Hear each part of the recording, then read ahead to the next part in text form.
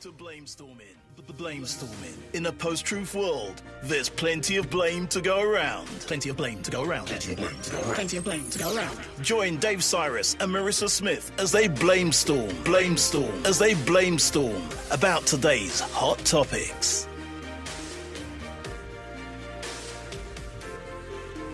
Hey guys, welcome to Blamestorming. I am Maryssa Smith. I've got Dave Sirus with me. Yes, she does.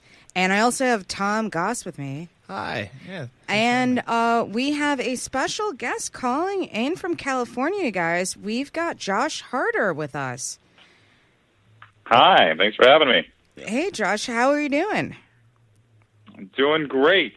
Trying to fight the good fight and actually win some elections so we can change some of the things we're seeing on the news.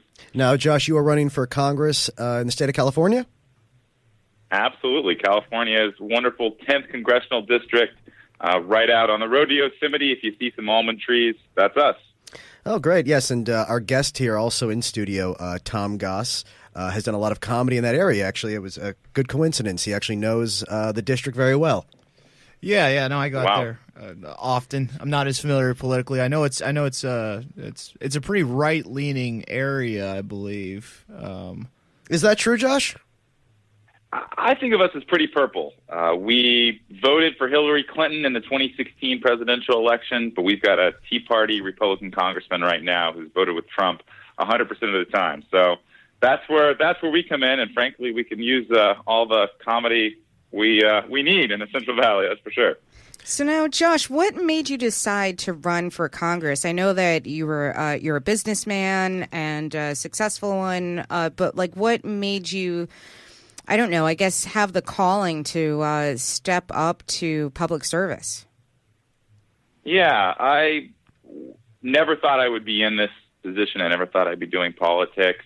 I spent my career working in business. Now I teach community college. I teach other folks how to start the sorts of businesses that I worked with in my business career. But I think what really changed was November 2016. It changed it for a lot of us. And I think that showed me that the stakes of this upcoming election in November are really high. There's nothing more egregious in this country than what we've done and what we've seen happen in Congress on health care. My younger brother was born 10 weeks premature, less than 2 pounds when he was first born, spent 2 years of his life in and out of the hospital. And when he came out, he had a health care bill 104 pages long. And wow. Because of that pre-existing condition, he would be left without insurance till he's 65 and on Medicare because of my congressman's vote to repeal the Affordable Care Act. He's basically born. He's born in debt. Yeah, I had to fix it. Well, that's good. I have a pretty basic question. As someone running as a Democrat in Congress in the Trump era, I see a lot of people disagreeing about how you deal with this different kind of politician, Trump. Do you believe that we should be talking about things like punishment and impeachment, or are you on the side of kind of strictly talking about what you will do?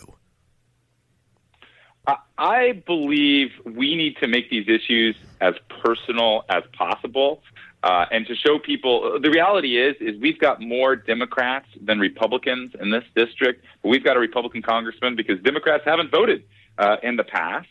And I think the way we fix that is by showing people why their vote matters.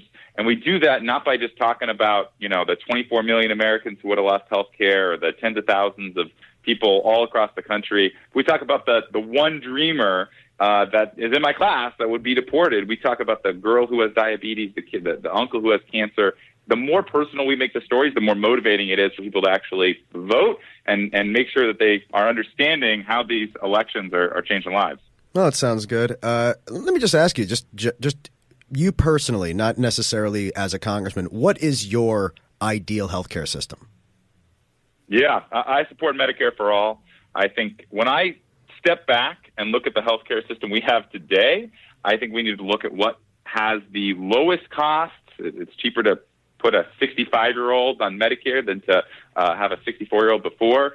It has the highest patient satisfaction. It has the best patient outcome. I think we should be looking at expanding the parts of our healthcare system are crowded, oftentimes inconsistent. A healthcare system, we should be focusing on what's already working, and frankly, I think that's Medicare. Okay. Yeah, I actually do agree with that. It seems like it's so simple it should be obvious, right? One of those things. It's certainly seems that way. Unfortunately, we got to win some elections to make it happen. Now, Josh, I actually just to have a little fun here, we are a comedy show. I was wondering if you'd like to react a little bit to just give me your opinion about certain stories. Maybe we could use as sound bites that haven't happened yet. Just give your honest. Maybe I just run a few stories that I think are probably going to happen in the next few months. Maybe you can just give us a reaction, and that way, if it actually happens, you get to be the first guy who reacted to it. And you heard it here first on great. Blamestorming. Okay, so all right, Yeah, just a few. travel. All right, great. Just a few basic ones. So Trump has declared himself Presidente for life. And to be clear, I'm not saying it because he's speaking Spanish. He just misspelled the word president. How do you feel about Trump suspending elections? Oh, God. I think we're already seeing pieces of that today with the Voting Rights Act being cut the heart of. We are moving towards an electorate that is increasingly undemocratic, and frankly, it's atrocious. It's outrageous, and the only way we're going to make a change is if we get people out to vote now. So, look, I wish that was a future that seemed more theoretical than it already is. Yeah, I agree. It's I would love it if I sounded ridiculous saying that. Yeah, this is supposed to be far out future, Dave. Okay, here's another potential story. Trump has agreed to let Russia have West Germany back. East Germany, excuse me. I don't know. East Germany. You know what? Screw it. All of Germany. Oh, my gosh. I think if there's one thing Trump seems to be doing a really good job of, it is alienating every single international ally we have while making the best of friends with those dictators, whether or not they be in Russia or Turkey, where he's a big admirer. And yeah, we need more friends, and it's amazing how Trump took a world where we had a whole lot of friends after the Obama administration and has gone one by one, picking them off. I wouldn't be surprised if Germany is right after Canada. See, here's your problem, Josh. I feel like everything you're saying is really rational, and what scares me is that the more rational you sound, the less people will know what you're saying. That the less media picks up on it, the less newspapers care about it. Would you like to say something insanely outrageous real quick to just try to get this a little bit more traction? Yeah, we're kind of pressed. You should insult us. It seems to be doing well. I think we should be going to the politics that actually work. Look, I mean, we are in an era where you're right, that the soundbite, the insult matters more, but that's not how we're doing it. And in this election, and honestly, it's working. I mean, we had double the number of Democrats show up to vote than voted 4 years ago in the last midterm primary. So you're seeing people that are waking up from their fevered dream of the last 18 months and coming a little bit more rational. I think we could use a little more rationalism in D.C. How do you feel about the election, about the midterms? Do you feel like we're looking at retaking the House? How do you feel about the Senate? I think that blue waves are not weather events. They don't happen by accident.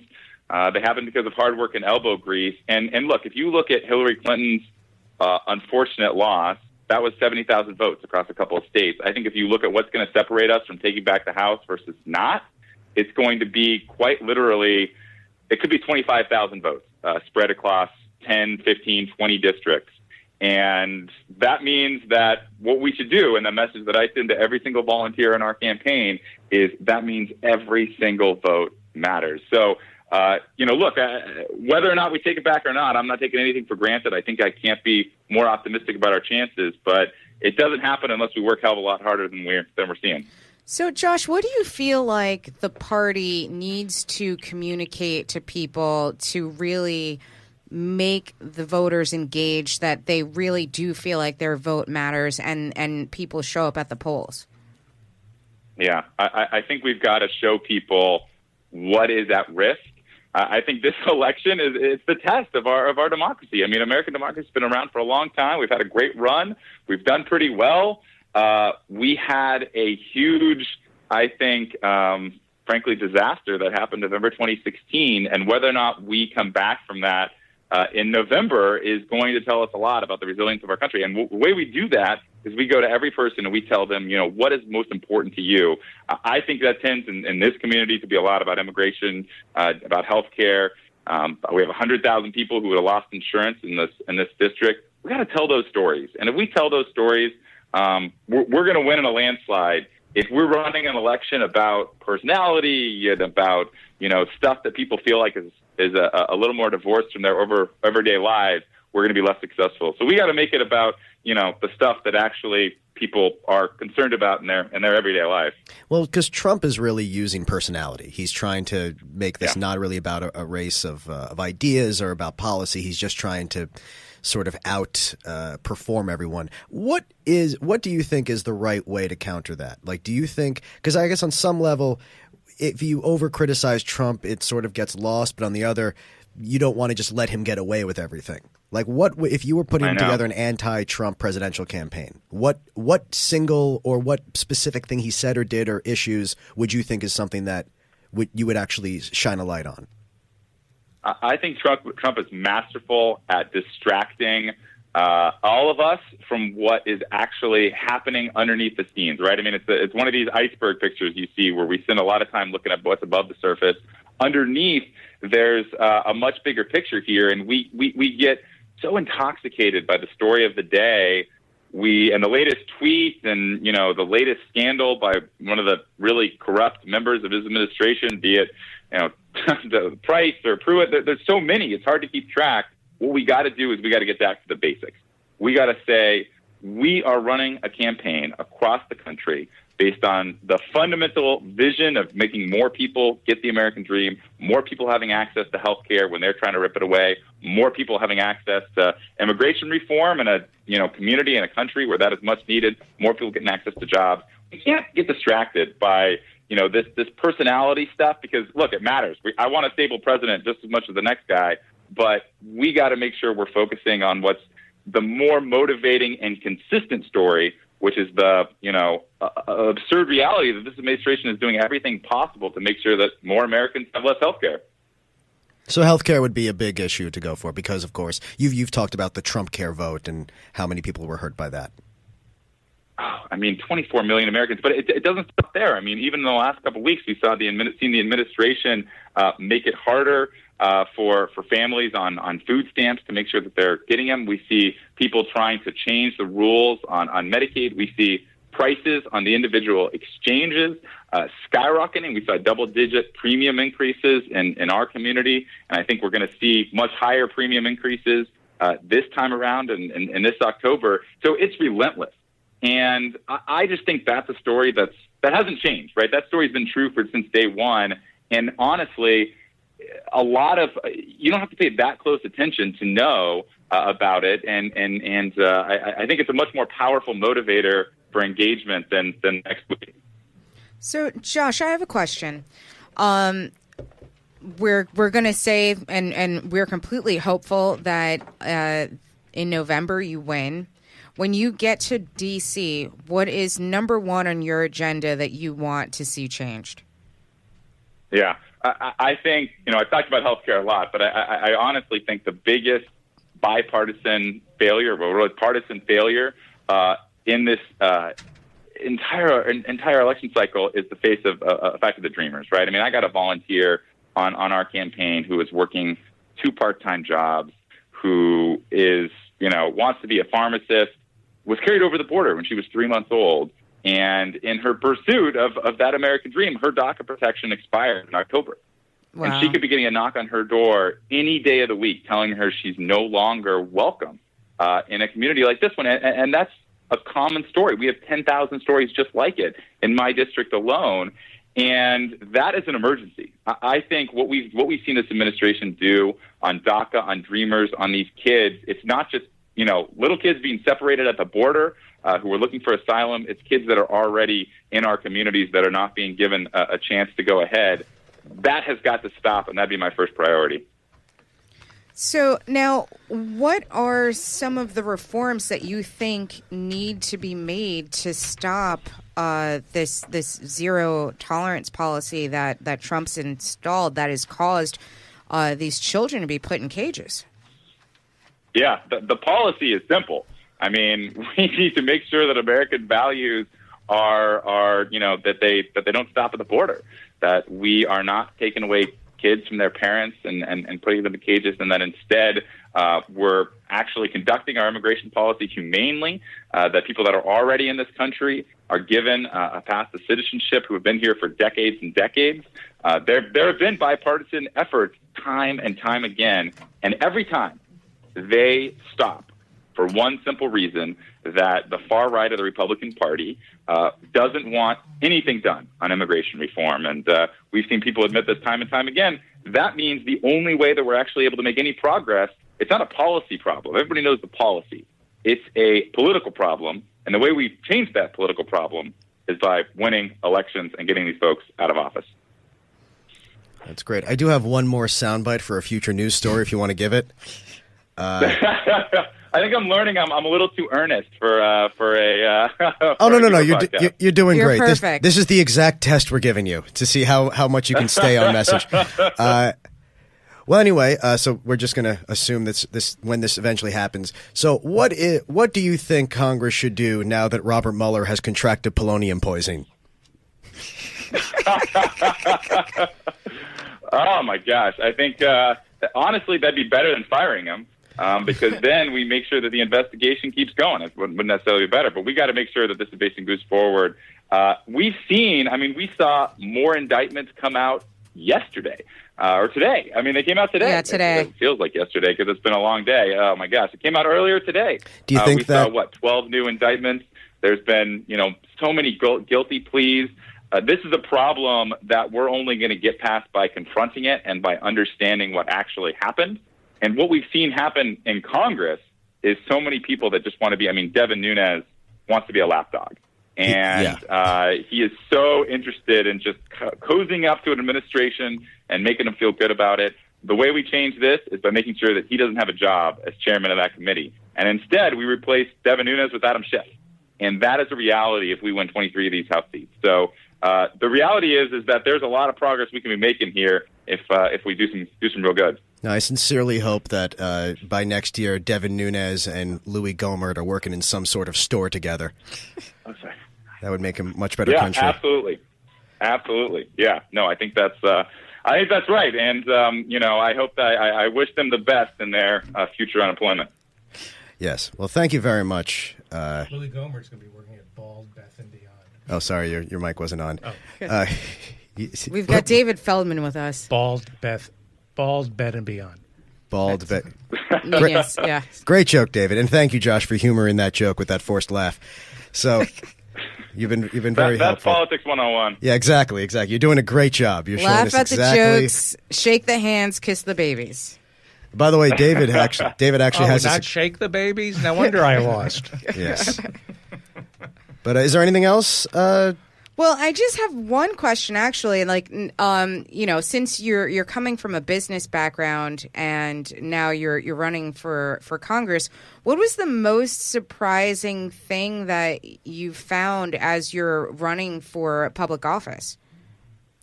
Yeah, I think running for public office, I'd recommend it to a lot more people. I think we need more folks who are not career politicians coming in and seeing what we can do to fix things. We certainly need their help. The best part and the most surprising part is that you get to get a 360-degree view of your community.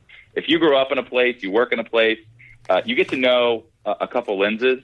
But if you start to run for office, I spend a lot of time at our mosque in Modesto. I've spent a lot of time, talking to daytime Assyrian TV. You get to understand every nook and cranny of your community in a much deeper way than you would ever be able to understand just living in a place for your whole life. And so that's been a joy, a pleasure, and a surprise, and I'm excited to do it more. Before you go, David, I think had a question. I ask this question of every candidate. Can you name one thing that Wall Street does for America that's beneficial? Name one thing. I'm being serious. It's a serious question because we're told that you have to court Wall Street. Name one thing that they do that benefits mainstream America. Seriously. So here's what I'd say, because you're asking about politicians courting them. I have made a pledge as part of this campaign to not accept a single dollar of corporate PAC money. And that's in sharp opposition to the guy I'm running against. I know, but can you answer that question? Dollars too. Can you answer that question? All right. Well, I got to do both. Is that one, we're running a campaign not reliant a single way on corporate PAC money. I think Wall Street and the greater financial institutions, they have made a lot of mistakes. They need to be regulated. We have an administration now that's trying to kill the Consumer Financial Protection Bureau. Can you name one thing, sir? They do. Maybe he can. One thing they do that benefits the country. One thing. The one thing they do is they do make access to capital for some of these state, local areas, these small businesses. They expedite it a little bit. They make it a little bit easier and increasing liquidity. But, look, we need sharp operators, and we need really strong watchdogs and investigators who are going to make sure that we're holding them accountable. And that's not what we got. We got people that want to kill every regulation possible, and that's just going to lead us to another financial crisis. See, I think Wall Street could be good for the country if it was better regulated. I'm not saying it provides zero benefit to Main Street. I mean, someone's cashing a check because of a stock, right? I've had many a nice dinner from a guy that works in finance. Well, it There's sounds the like one thing. we found the one thing. Yeah, we did. All right. I apologize. I admit when I'm wrong. I mean, they must have IT guys and janitors, and there's some jobs, right? But there are better ways to provide work for people than the stock market and Wall Street. Yes. So, Josh, we want to thank you so much. Oh, Tom, did you want to ask a question? I mean, kind of.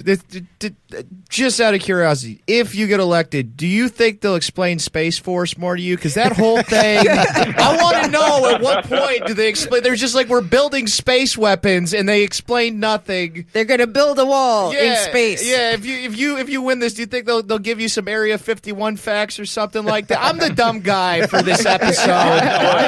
We're competing for it. Trump has a 200-page. He's got a 200-page white paper, knowing him, full of all the policy details and all the nuances, and he's just hiding it from the public. And I'm excited to be the first to read it.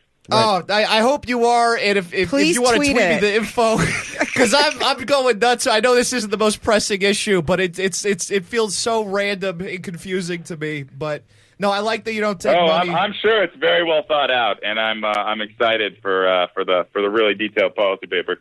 Yeah, and I also want to say I think it's awesome you don't take corporate money, and that to me that's a very good indicator at where your intentions are, and as just a non-political dude, I always appreciate hearing that from politicians. So yeah, and a Californian. Yeah, and a Californian. Are they going to change the slogan for Modesto? What is it, like sludge, you are mud, water, or something? Isn't it like something mud, dirt, and water? It sounds like it's been a long time since you've seen that slogan. I think you should come back to Modesto and take a look. We have the best tacos in all of California. I can promise you that. Well, David hasn't lived in Those are fighting words, sir. We have to say David Feldman moved out of California after the gold rush dried up. So thank you so much, Josh. Where can people find out more information about you and your campaign? Yeah, I wouldn't be doing my job. So my name is Josh Harder, just like working harder. It's the easiest thing to remember in the world. You can go to harderforcongress.com and check out any information. Regardless of what people are doing, I think it's important for them to help out these midterm candidates this year, because we got to take back the House. The only way that we're going to get some change, and we're going to need a lot of help to do it.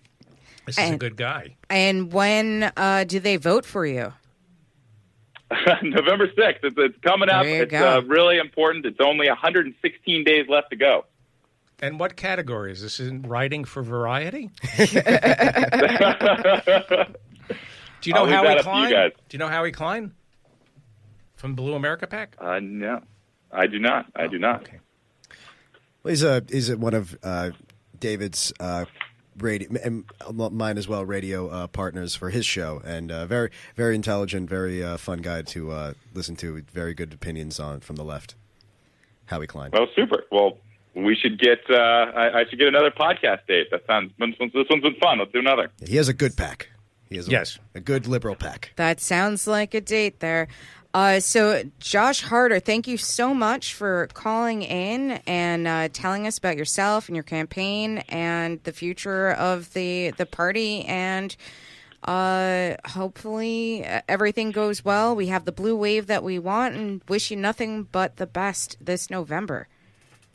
Thank you, guys. I appreciate it. And, looking forward to keeping you updated as we keep hustling out here. All right. Thank you so much. Have a great day, Josh.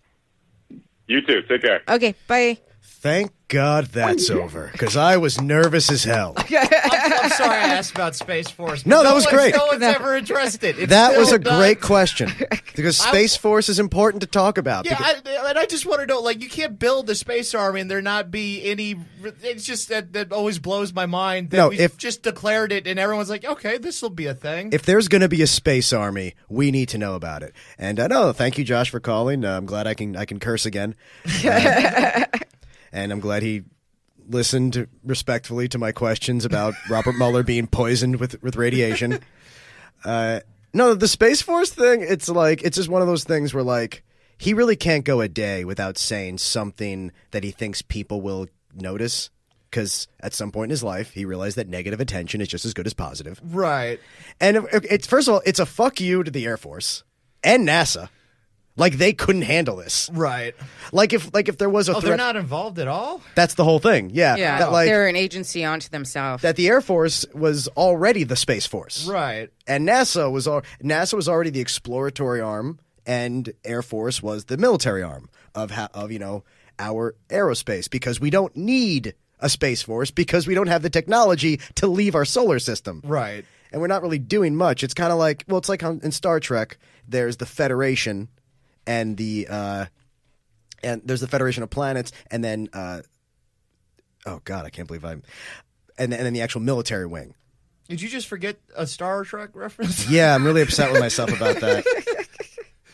Hey, so what is the purpose of the Space Force? Is it to protect our satellites or to fight aliens? They Fight haven't told aliens. us. Yeah. I but- think it's like basically he wants to have the best defense system for space.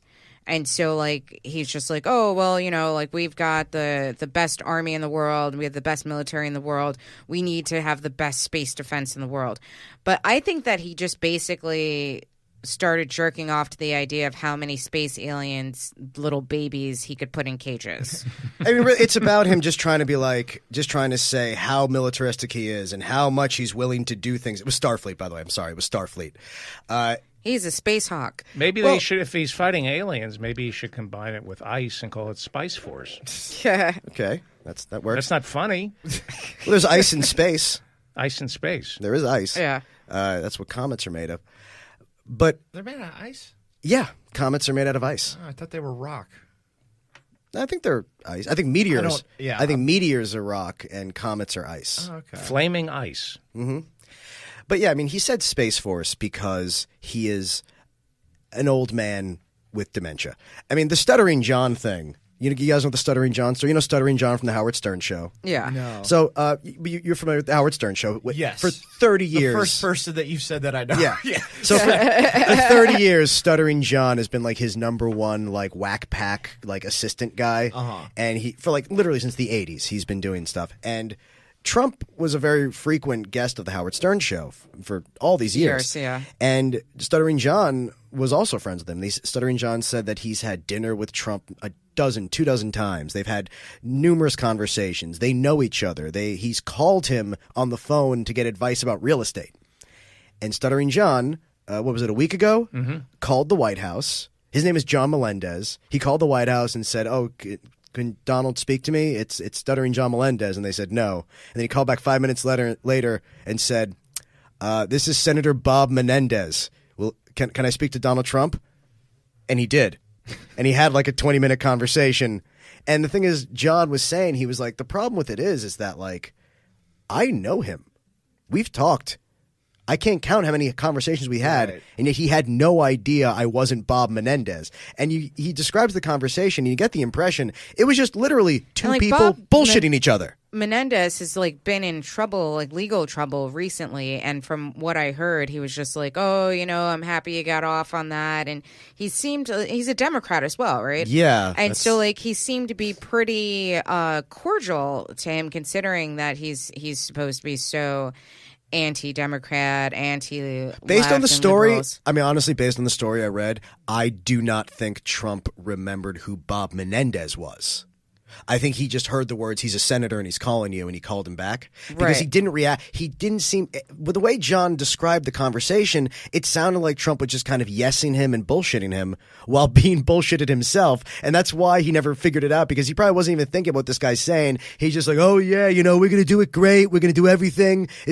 And Bob Menendez said, well, I wish I could have these conversations with Trump. Yeah. Which is weird because obviously you can if you call. Right. But I think what he really means is – I wish I could have this real conversation with Trump, because in reality, it sounds like if Bob Menendez called Trump, what would have happened was this. They would have had a conversation that Trump would have had no recollection of once it was over and would have meant nothing. He would have just yesed him. Right.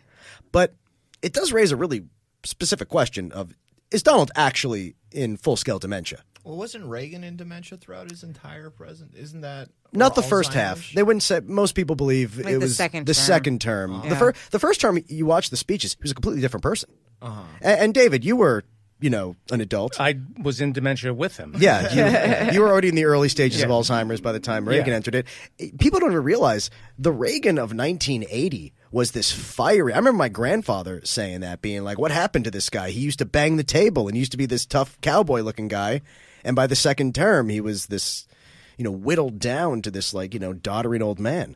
Yeah, you kind of knew he was stupid and the synapses weren't firing by 1980 when he was sworn in. You could tell there was something wrong. Was it just the election? He was good. He was fiery. Yeah, he could read a teleprompter. Because I remember the and I still to this day hate the quote because people love it so much. But when basically at the time, people don't realize in the late 70s, America was kind of broke.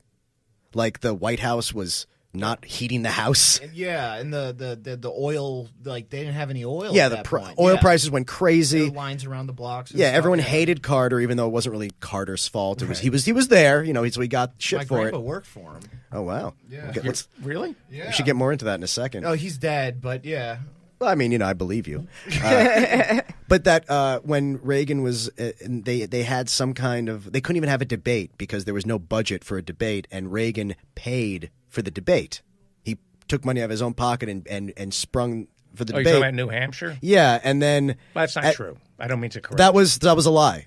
I remember reading that he paid for it. He did pay for the debate, but he only wanted to debate George Herbert Walker Bush, and George Herbert Walker Bush chickened out. Oh. So he asked all the other candidates to show up, and Reagan didn't want to debate all of it. But this is the one with the quote that I hate so much, where he went over his time, and then they said, all right, that's your time, it's going to the next person, and he starts going, hey, I paid for this microphone. Mr. Breen. Yeah, and it's like, and it was Mr. Green. He got it wrong. We wouldn't have let you pay for it if we knew you were going to expect special treatment. Yeah. You dick. That's such a Republican thing to say. Be like, I paid for it. I get more. Right. It's like when Trump gets the second dessert. He gets 2 desserts at every meal. That's a thing that they've reported. Yeah. Trump always gets double dessert at every state dinner. He's got to get like 2 scoops of ice cream, and everyone else can only have 1. And the funny thing about that is he will say, if you ask him, that is to show people that the president gets precedence. But it's because he just wants he's a more fat ice cream. ass. He just wants ice cream. Yeah. I didn't know that. I knew that he ate McDonald's every night in his bed or something. Yeah. Is that a rumor? Or is that that's true. He eats McDonald's all the time. He shows himself eating it. And once again, he says it's because he's afraid of being poisoned. But it sounds like he's trying to build up a tolerance to poison. Yeah. He just wants to eat McDonald's. Right. He really does not allow anyone else to get a second serving of ice cream? It's a good question of what would happen if you specifically asked for it. I'm assuming, because it's one of those dinners where everything's already planned. Yeah. Yeah. And they said that. Well, all I know is that they've been reported that multiple times at these dinners, everyone gets 1 scoop of ice cream. And Donald gets 2. Or if it's pie, he gets 2 slices. He always gets double. How does he look so thin? mirrors. It's the illusion of his long tie. It's that long tie of his. Oh. And by the way, I feel like we've been exonerated for all the people who were called petty for saying that his doctor was lying about his height and weight, and then we found out that his doctor is a pill-popping alcoholic who everyone calls the candy man and hands out OxyContin to everyone.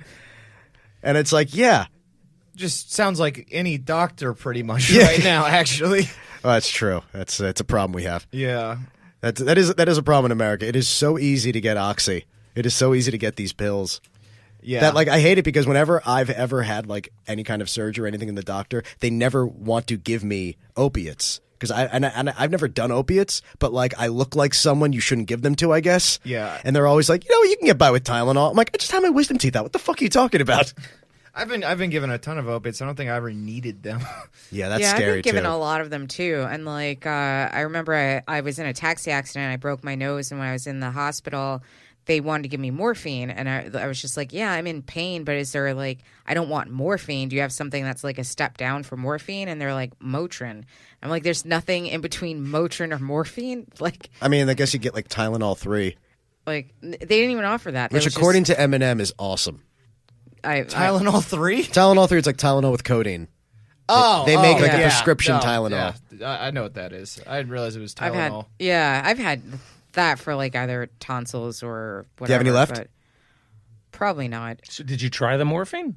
No, I didn't do the morphine. I just took the Motrin. We are very different people, Maryssa. But morphine is it's pretty good. It's pretty Can you be in so much pain? I know that Rush Limbaugh was popping 40 OxyContin pills a day. Well, that's a tolerance thing. That's just because the longer you're on it, the more you go up. Until I had a friend like this. You keep going up and up and up until you have to do heroin to not ruin your kidneys. Because then that's how they end up on heroin, because they're like, oh, that many pills will kill you, but the equivalent of just pure shooting up heroin is way healthier. Okay, and are you able to function? Because I've heard, and if there are kids listening, I've heard that you can live on heroin. I mean, the people I knew who were on it were they're not the most dynamic people I ever met, but they were functioning. Seymour Philip Hoffman Yeah. was chipping away. He just got a bad dose.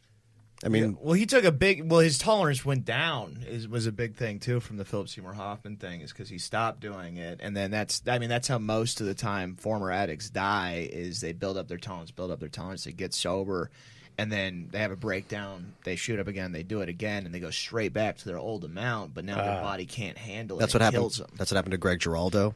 Yeah, Right. Greg Giraldo was clean, and then somebody offered him pills at a comedy show. yeah.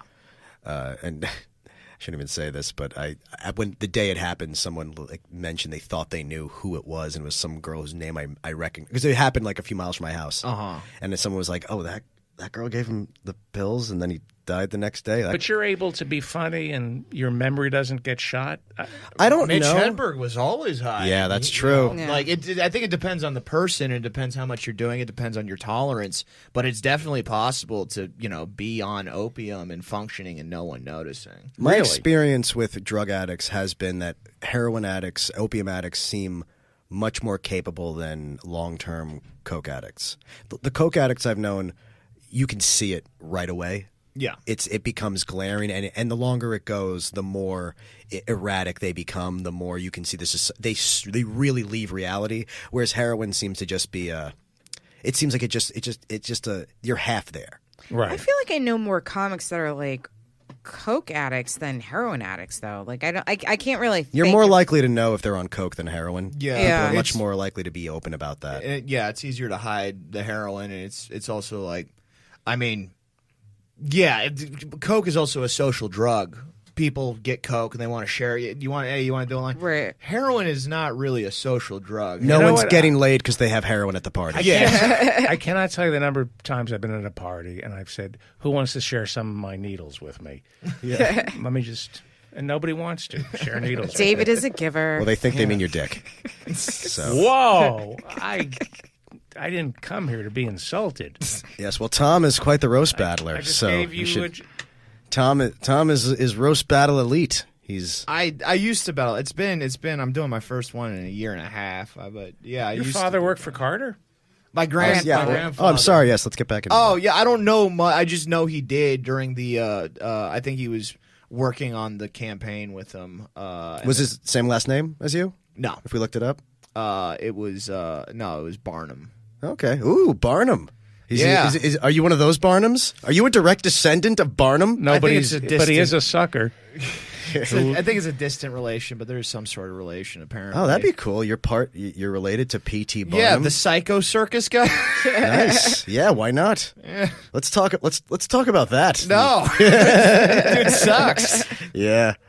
The one thing I always scared me about the idea of like circus freak shows is what really scared me was the idea that someone was like taking regular kids and being like, "What can I do to you to make you an attraction?" Right. That's the really scary part about the freak show. As if freak shows weren't depressing enough. I'm like, hey, They didn't augment children though for those freak shows. They just found ones that were already like. well, here's the thing, Tom. I have no information that anyone has ever mutilated a child for a freak show. I'm wouldn't just be saying, surprised. having lived on this earth as long as I have, I'm going to go ahead and say it's definitely happened. Yeah. Yeah. For sure. Obviously, we all prefer natural freaks to an amputee, but let's be honest. For a long time in history, if you were born with, let's say flippers, a freak show is by far your best option. If you didn't if you were living today and you were born, a flipper baby, you still got to get a job.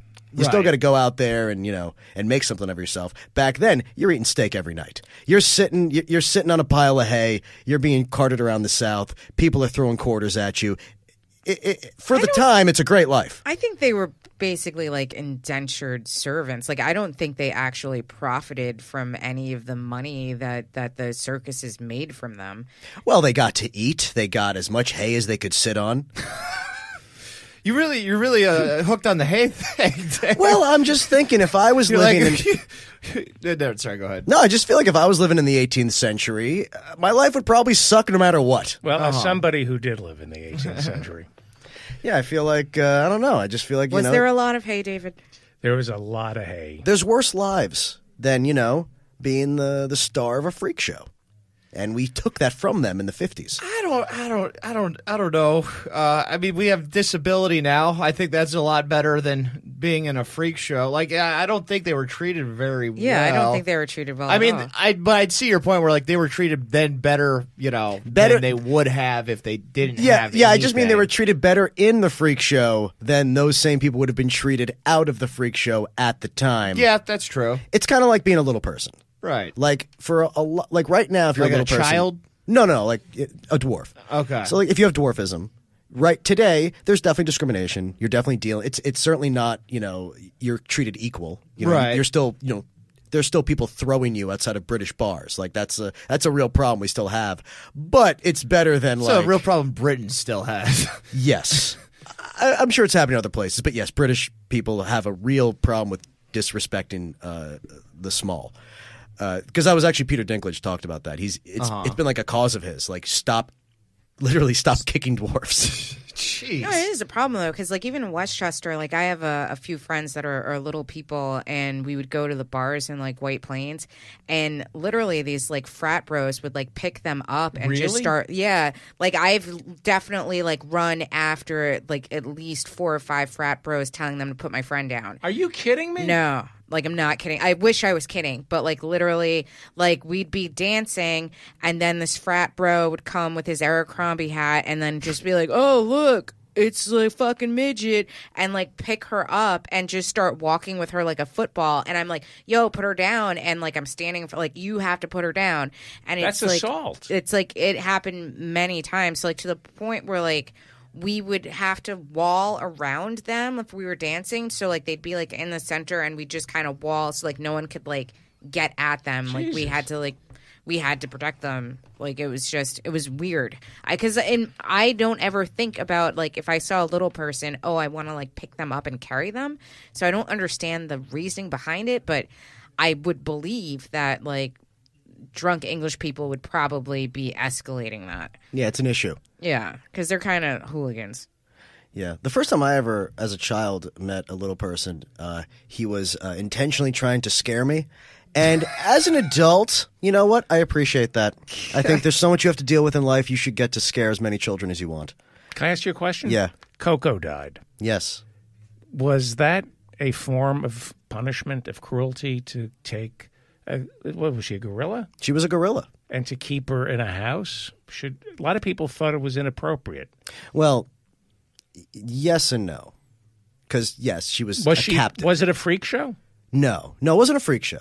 People cared about her. It wasn't like they were throwing stuff at her, and she was probably happy. She probably did have a life that made no sense for a gorilla to have, but I don't think that Coco was ever mistreated. Coco, for the last I know nothing. Thanks, I'm Tom. so sorry. No. Our audience doesn't know either. Coco was this gorilla they taught sign language to, and she could communicate. She could have basic communication through sign language, and And we learned a lot from her. Like she would say important things like, "I'm tired of eating my poo. Can I eat yours?" Yeah, but I said the most intelligent thing she ever did was she trashed. They gave her like a kitchenette that she could do basic tasks, and she trashed her kitchenette. And then the handlers came back and said, "What happened to your kitchenette?" And using sign language, she said the cat did it, that's the cutest thing ever. That's pretty. That even monkeys know how to lie is a very interesting thing. That a gorilla knows to lie is right. That we didn't know that. Yeah. And so she died recently, and I mean, she was a prisoner, but treated well. Which, as I say that, I know is the exact excuse slave owners used. Right.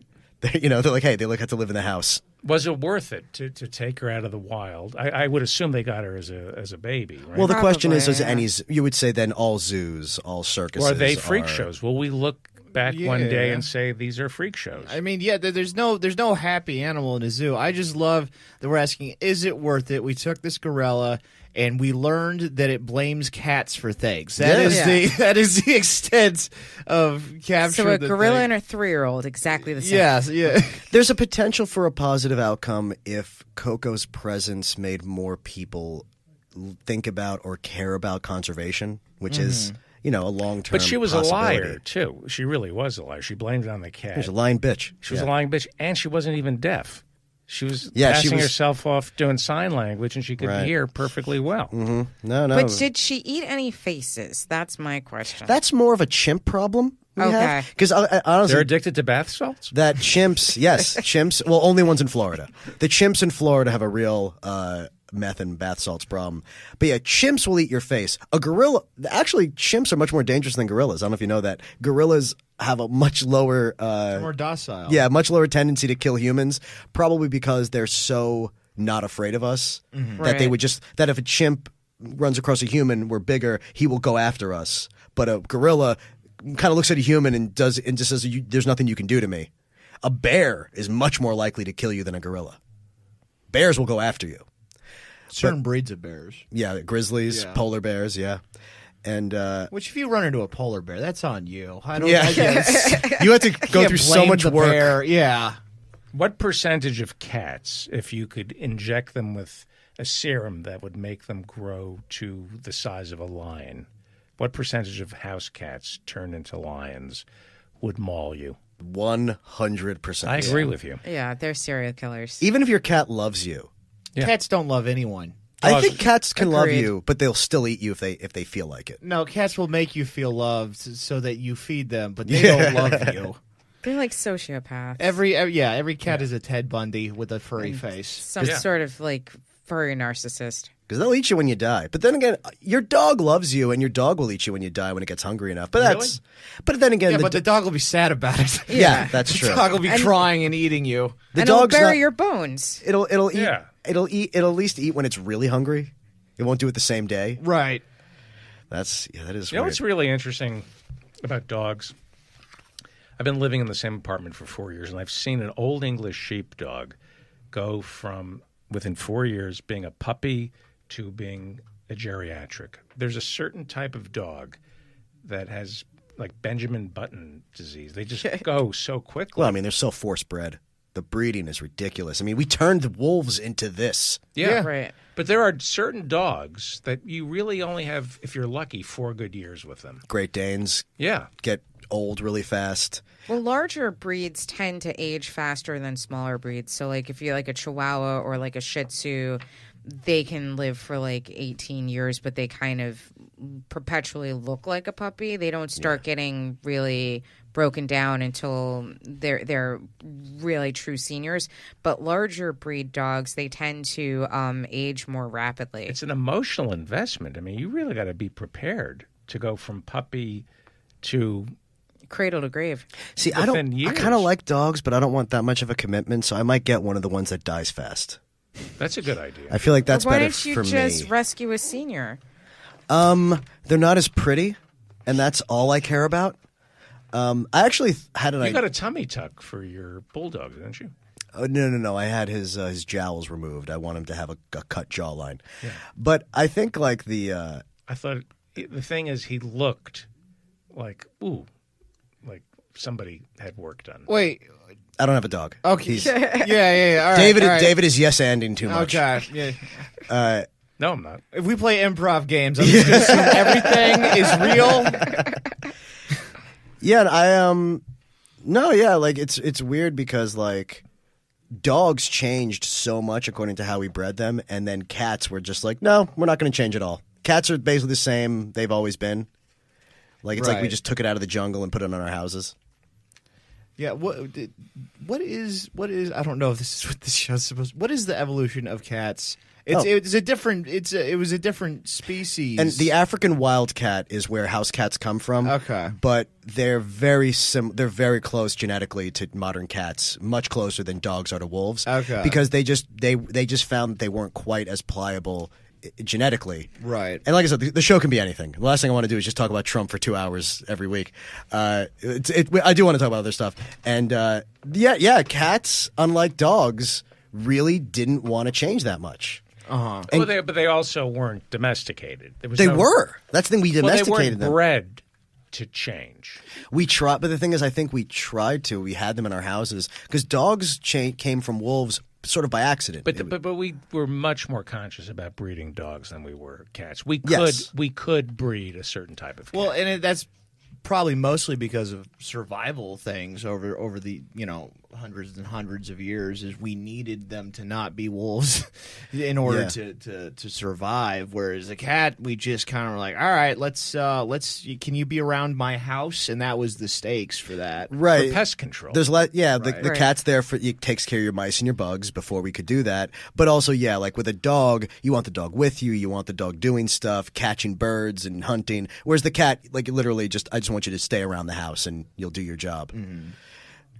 No, it's the lap dog was basically kind of bred to be a companion. Like you don't expect like a. I'm talking about Devin Nunes again.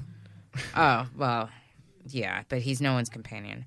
But like Shih Tzus and Maltese and like Yorkie Terriers or whatever. Like you're not.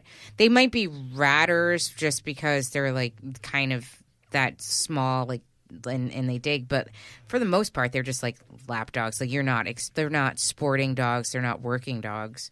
They're supposed to sit on you and bark while you're asleep if somebody comes into the room. That's originally what they were bred for. Oh, that's something for Chinese emperors. Well, there you go. I mean, they have a purpose. Yeah. They do have a purpose, and like the weird thing, poodles are like they look so weird, but they're actually not that overbred. That's why they're so healthy.